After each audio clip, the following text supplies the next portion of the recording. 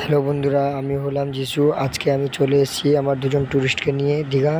তো দীঘাতে আমি ট্যুরিস্টদের ছেড়ে বাড়ির দিকে আবার ব্যাক করছি। ব্যাক করার পথে তোমাদের আজকে আমি দেখাবো দীঘার জগন্নাথ মন্দির। দীঘা মন্দিরের কাজ প্রায় শেষের পথে, তাও কিছু কাজ আরও বাকি আছে, যেমন গার্ডেন সাজাতে বাকি আছে। এই বাইরে থেকে দীঘার ভিউটা তোমরা দেখতে পাচ্ছ। এই দীঘার জগন্নাথ মন্দিরটা পুরো পুরীর মন্দিরের মতো। তো যারা যারা পুরী গেছো তারা ভালোভাবেই বলতে পারবে এই দীঘার মন্দিরটা পুরীর মতো লাগছে কিনা। তো তোমাদের এই মন্দিরটা ভালোভাবে দেখানোর জন্য আমি একটু আমার গাড়িটা সাইড করে নেমে পড়লাম তোমাদের এই মন্দিরটি দেখানোর জন্য। গাড়িটা আমি দাঁড় করে দিলাম, এবার নেমে পড়েছি দীঘার মন্দিরের দিকে। যেহেতু এখনও গেট ওপেন হয়নি, কারণ মন্দিরের আরও কিছু কাজ বাকি আছে, তাই কাউকে এখন ঢুকতে দেয় না।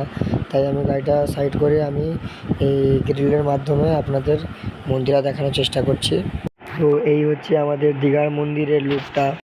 তবে এই মন্দিরের এই বাইরের ব্যাকগ্রাউন্ডগুলি সাজানোর পরে এই মন্দিরটি আরও ভালো লাগবে। এবং এই মন্দিরটি উদ্বোধন সম্ভবত এপ্রিল মাসের শেষের দিকে হবে। আর এই উদ্বোধনটি খুব ঘটাভাবে হবে, চাইলে তোমরা সবাই আসতে